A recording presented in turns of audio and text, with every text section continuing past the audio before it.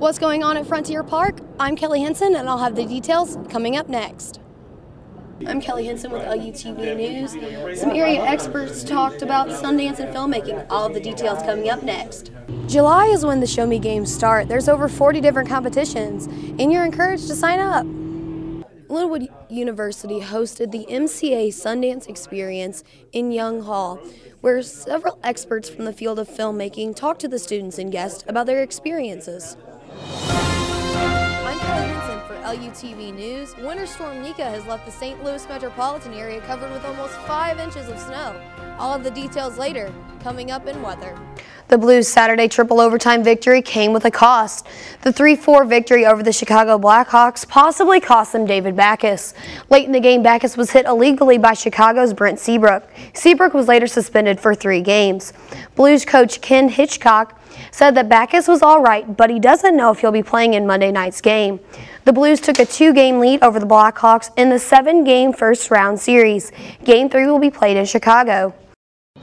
Coming up on LUTV News, major interstate in the St. Louis area is closed. Find out which highway you must avoid. Also, we'll have part 2 of our exclusive interview with Brian Jackson. Find out how this 23-year-old man living with HIV/AIDS has learned forgiveness. Welcome to this edition of LUTV News. I'm Kelly Henson. And I'm Caitlin Baker. Missouri Department of Transportation is closing down part of Interstate 64 in St. Louis. This is to tear down bridges as part of a project to construct a new interchange. All lanes and ramps of I-64 will be closed Friday night until 3 a.m. Monday morning between Kings Highway and Forest Park Avenue. This closure will allow for removal of the Tower Grove and Boyle Avenue bridges. Those driving downtown will exit at Hamden Avenue and go south to Interstate 44. Those driving west will exit at Forest Park Avenue, go to Kings Highway, then back onto I-64. The state of Missouri is claiming that a new California law concerning eggs is unconstitutional. The law bans the sale of eggs from farms where hens' cages don't meet Californian space requirements. Missouri Attorney General Chris Koster filed the lawsuit. He argues the ban violates constitutional interstate commerce protections. Nebraska, Alabama, Oklahoma, Kentucky, and Iowa joined the suit this week. Missouri's first ever trade agreement with the Canadian province of Ontario was finalized on Friday. Governor Jay Nixon and Ontario's Premier Kathleen Wynne signed the agreement. Nixon says Ontario bought $2.6 billion in Missouri's goods last year.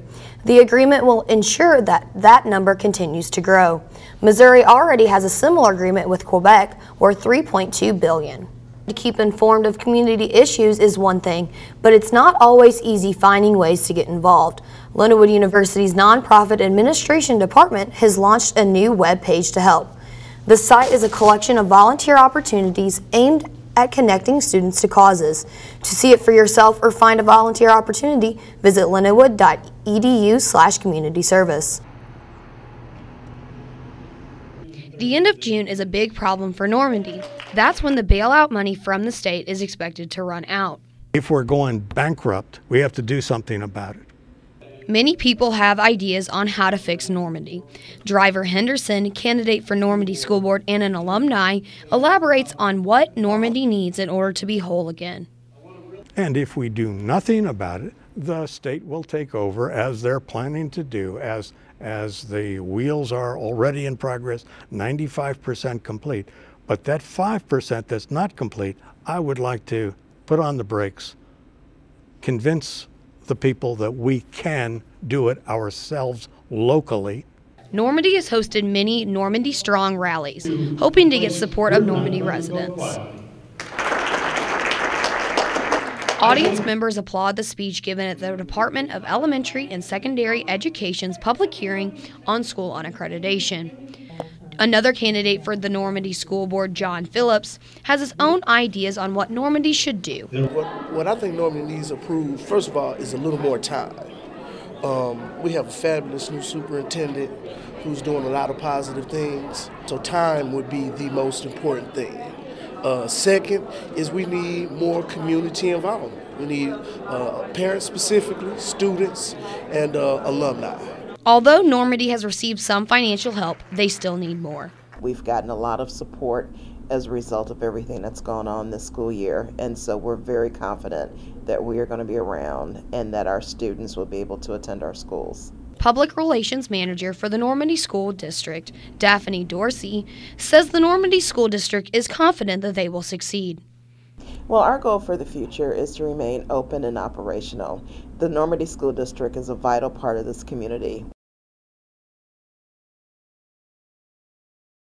Ladies and gentlemen of St. Charles, let the games begin. May the odds be ever in your favor as the Show Me State Games have officially began. Sponsor of the event, Anna Hargis, explains why St. Charles made the Torches pit stop list. We are bringing the Show Me State Games torch run here to St. Charles. It's our second year, and we received such a nice warm welcome last year we wanted to come back and do it again.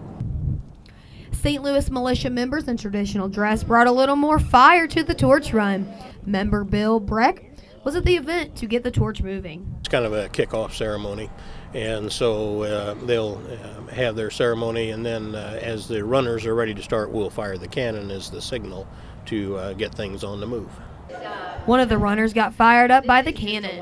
Well, I'm just excited to be here to hold the torch and I'll just do the run for the games. The torch made its way along Frontier Park, then down Main Street and ended up back at the park.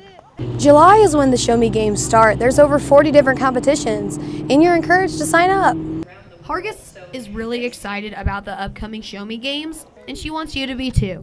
We're encouraging people to put together a team, think about coming out and competing.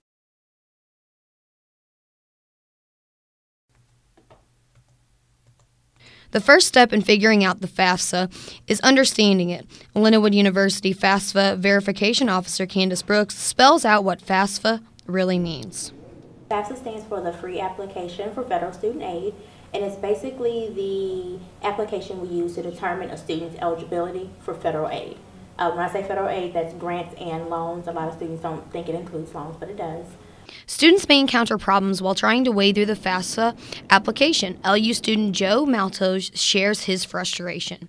As far as having to fill out the FAFSA, it kind of does get irritating because I already know that I'm not going to get any financial aid help because of my dad's current job. Brooks clarifies why students should fill out the application regardless of previous year's results. We encourage all students to fill out a FAFSA.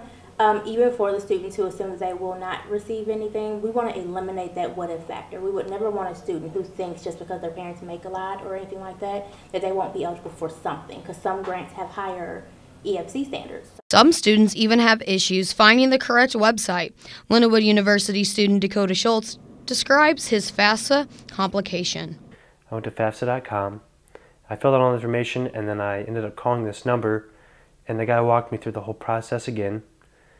And then he said the fee was $89, and I was thinking, I don't remember there being any fee from last year. So I was like, okay, I guess I'll pay it. And then I realized it's supposed to be free. It's FAFSA. Brooks says visiting the wrong website is a common mistake for FAFSA filers. The best way to avoid any type of scams for federal is to remember that the first letter of the FAFSA acronym is free. Whenever in doubt, you can always call our office, go to the website and see. We have plenty of flyers with the correct address.